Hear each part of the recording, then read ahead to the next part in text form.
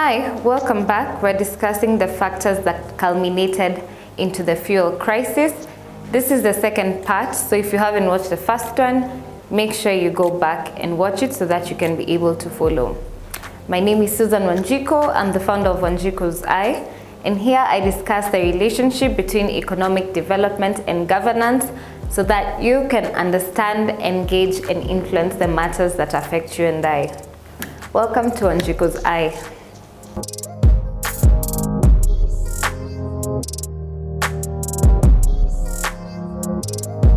Now, when the crisis happened, there was a lot of blame game between the government blaming the oil marketers blaming the government, and at some point the government even blaming the citizens.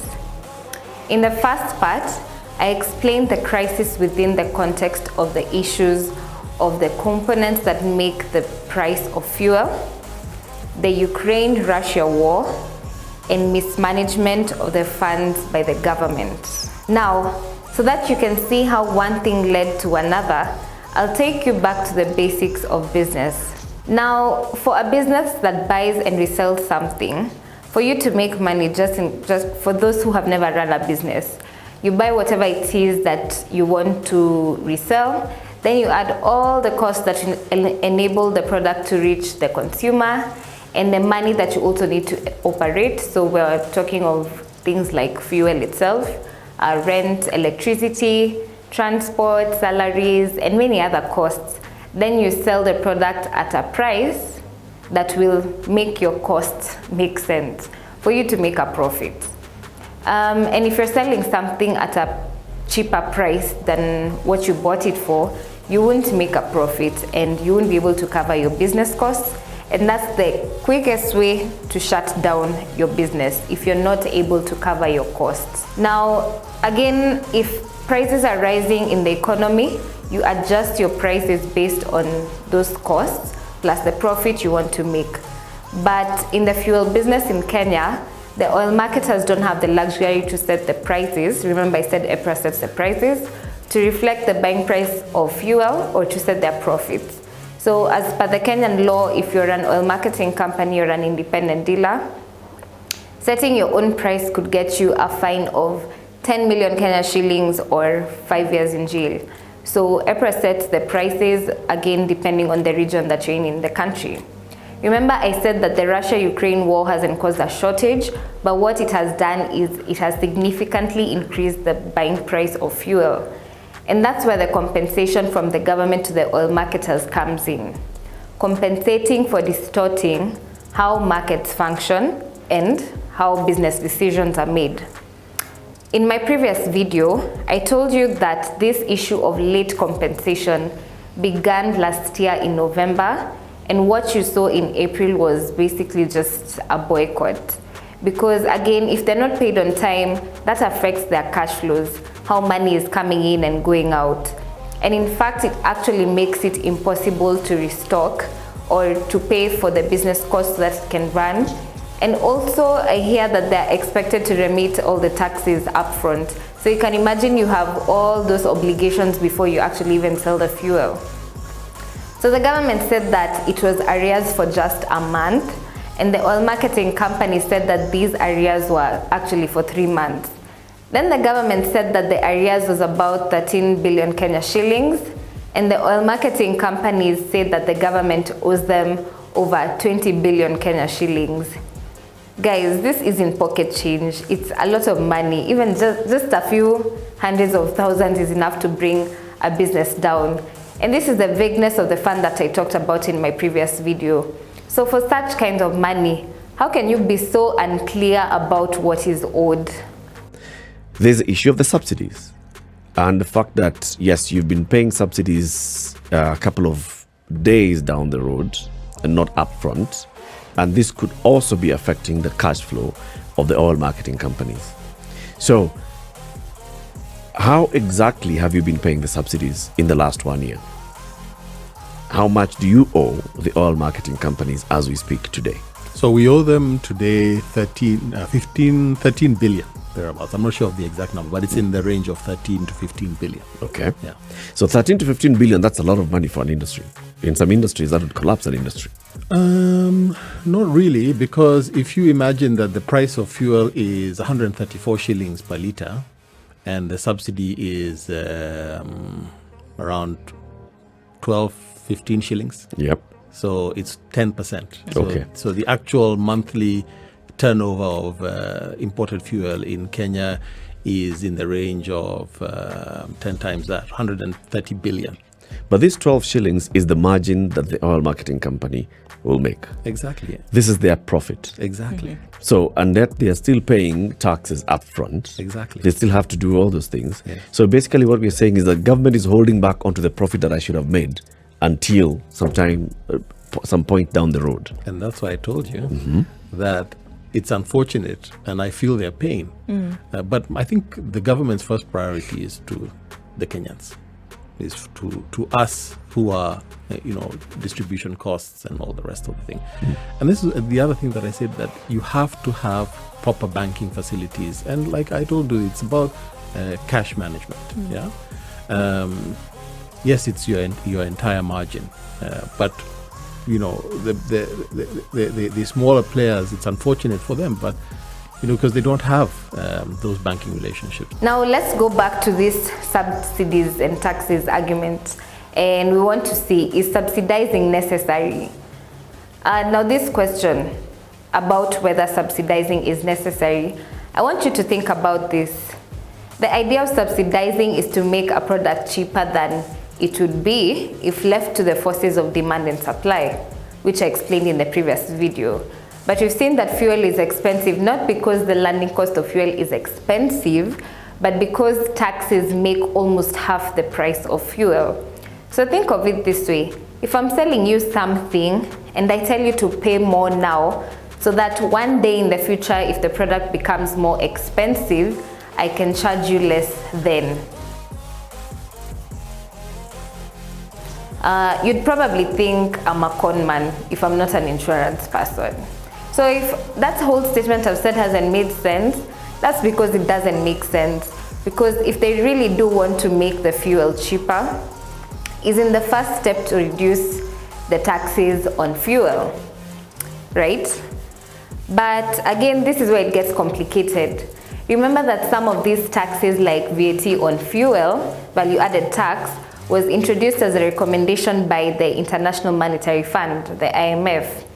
And this is because of the heavy borrowing that the government has done in these last 10 years. So this is just a consequence of bad governance. So the government made their bed, then now as the common mananchi, we're the ones who have to lie on it. And also again, now that they're saying that they won't be able to sustain these subsidies, doesn't that also mean that they should remove the petroleum development levy or substantially reduce it? So they just want to have their cake and eat it. So watch. We are dealing with an unprecedented time where the price of oil has been going up for the last very many months. And we've been managing, trying to intervene. If the same was actually passed to the consumers, the price of petrol, the pump price will have hit about 170 by now. But because of the intervention from the National Treasury, in terms of cushioning, supporting, only passing in an extreme situation, a small fraction of the same to the consumers. But then the rest, we've been absorbing that cost. So, but moving forward, the situation might get out of hand, because every single month there will be additional need of close to 10, sometimes now actually even going to 15 additional resources, 15 billion as required to subsidize, the oil. Now, this crisis was a perfect example to show you how politics, governance, and the economy are interconnected, also known as political economy, the entire basis of this series. So let's start with the governance aspect. That's the president and the cabinet, that's the executive, and the members of parliament.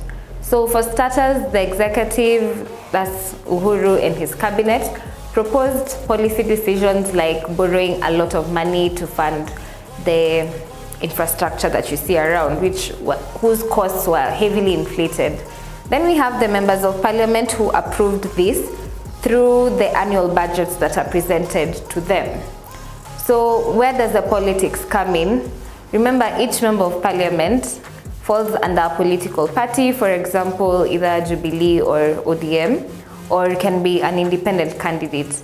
Now, when Jubilee was getting into power, they were the majority in the National Assembly. So they approved the policies of their party regardless of the consequences that this would have. And the economic consequence is that the loans have to be paid. So life in Kenya has become very expensive over time because of high taxes, which have also made the business environment become very tough and also very expensive. So that's why the country has just been on a downward spiral. Now, connecting this with the fuel situation, again, the cabinet and the president decided to increase the petroleum development levy from 40 cents to 5 Kenya shillings and 40 cents in 2020, with the justification being that they will pay an amount on your behalf should there be a spike in the price of fuel. Then again, the members of parliament who have to approve such decisions approved that, but they're also mandated to oversee how the money is spent and hold whoever is responsible accountable. But as always, they forget what they are paid to do. So when an actual spike in the price of fuel happens because of a crisis, and the government was actually required to come in with the subsidies, that's when it dawned on everyone that the money was spent on other things.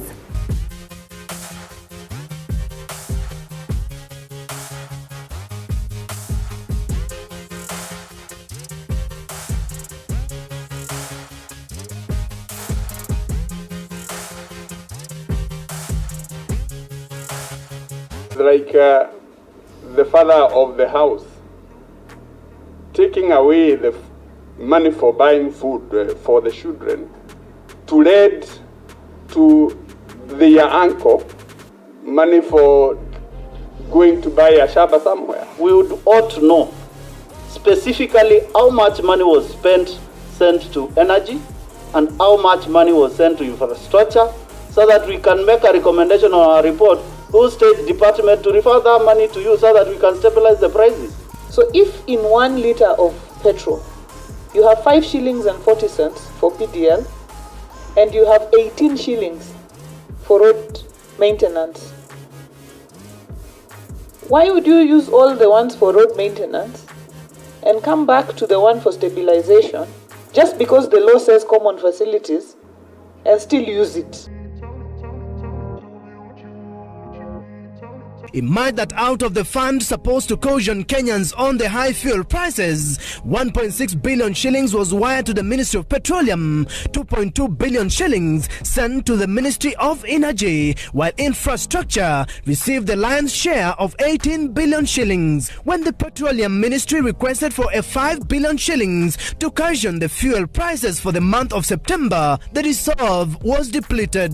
And then when it's finished, say that the only place where you can find money for stabilization is the same place where you already used 18 billion to sort out something that is also already being sorted out by the road maintenance. The ministry went ahead and dispersed the same amount of money to Minister of Energy. I don't know what Minister of Energy was stabilizing. This is a blatant misapplication of government resources, even against the Constitution.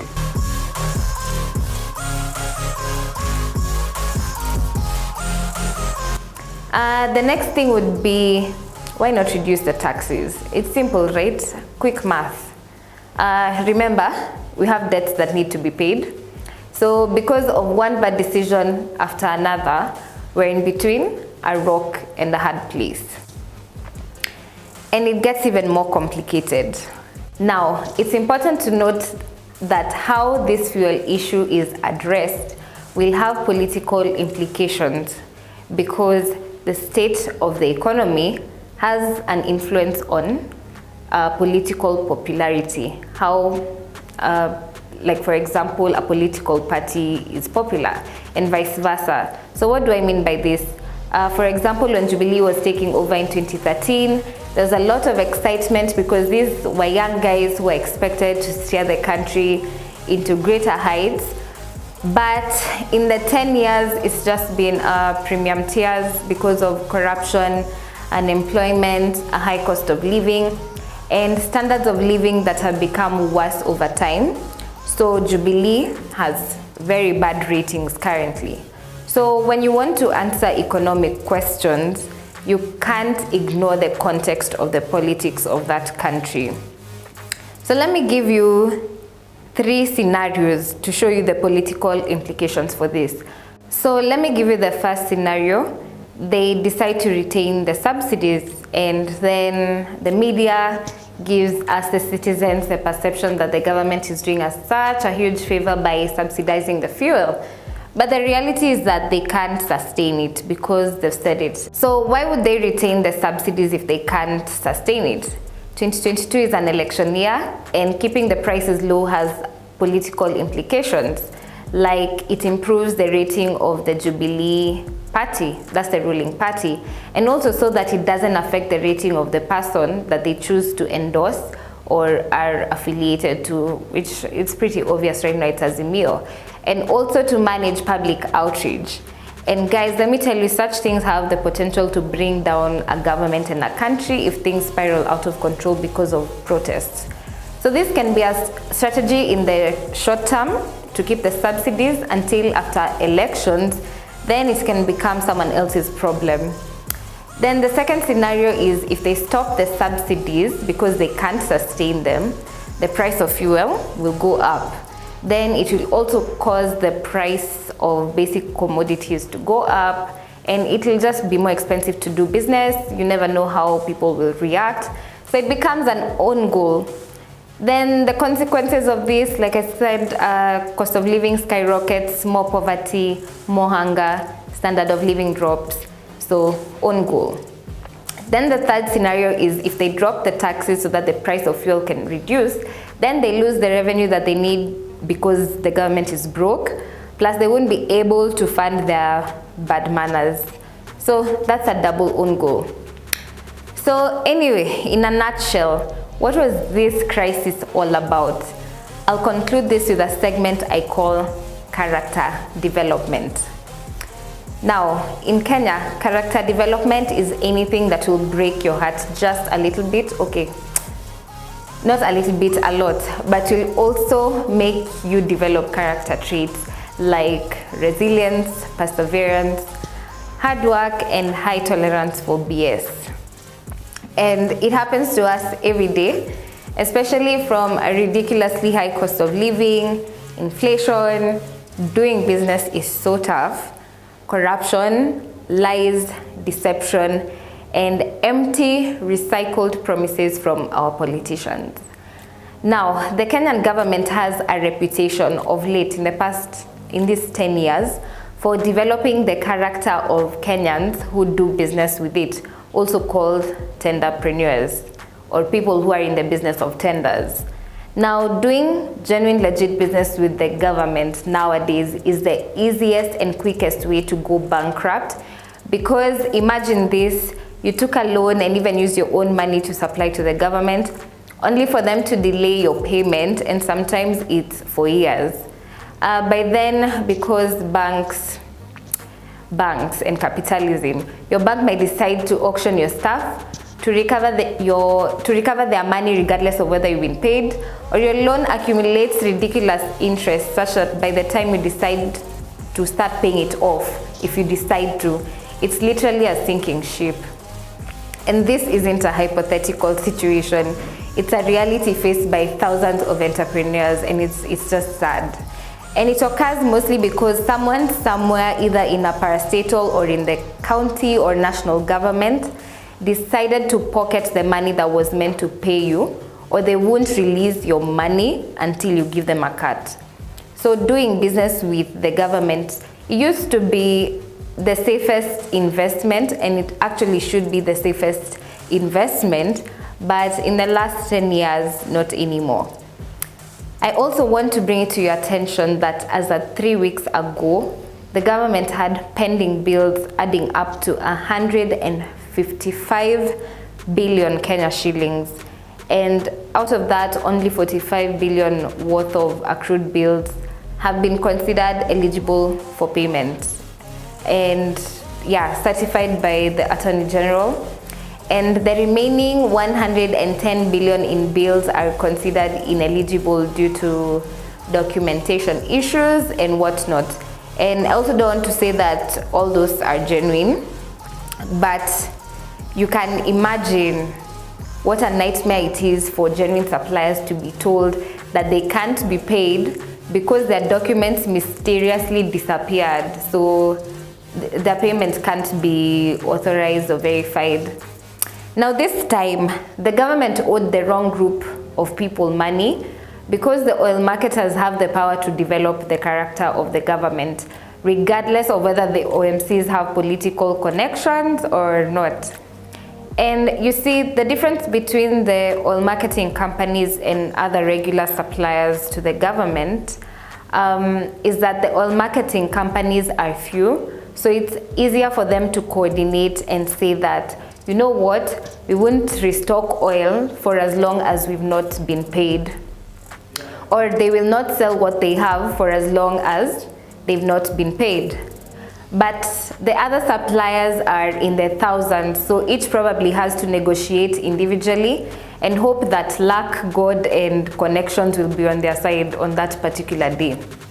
So even threats of a fine or quotas on imports or deportation, it didn't really work to coerce them to start supplying the fuel.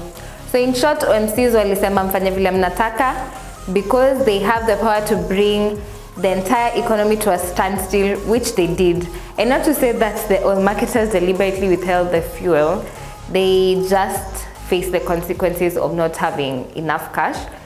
So they can't even restock on fuel because the logistics to get that fuel costs you money, which they don't have or don't want to take on more liabilities than they already have.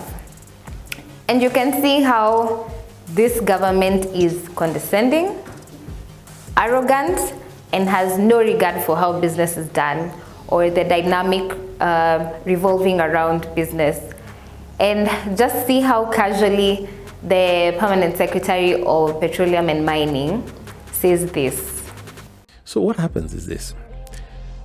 Kenya is a very unique country in the region, in that if you're a marketer, it doesn't matter how big or how small you are. We have a level playing field.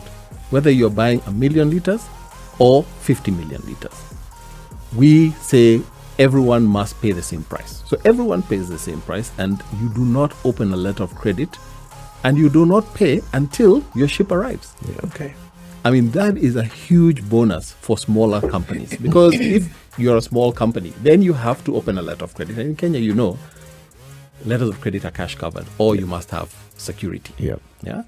So they then get that additional benefit, but they still have to pay for it. Yeah. It's not you sell first, then you pay. No, it arrives at the port, you pay your taxes, and you pay the fuel. So even though EPRA has given them a price, don't forget they only receive benefit as they sell the product in the pump, which is on a liter by liter basis. But they've imported a ship or part of a ship. So they pay that upfront and they recoup their costs as they sell. Exactly. And that's why it's petrol station business. Anybody who has been in a petrol station business will tell you cash management is key in this thing. I know many people who have left their stations to their relatives, and because it's a cash business, they lend themselves money, and and after a while they just don't have enough money to buy a truck of fuel for their station, so they go bankrupt. I want to ask this question directly. Is this fuel subsidy a contributing factor to what we are seeing today? Not at all. Zero. It depends who you're talking to.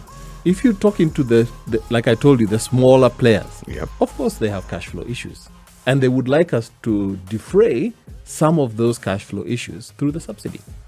But it is not the full story, because I'll give you an example. Are they owed? Yeah, they're owed. They're owed some money. They're owed some money. Now, say, for example, Eric, we pay them today, and we will pay them today. Yeah. They still have to contend with a higher import oil price than they are currently experiencing. They still have to buy those cargoes that are in the high seas. They still have to pay their taxes up front. It doesn't address the full issue. I think maybe the issue that we need to address is, how do I manage my business? That is the most important thing.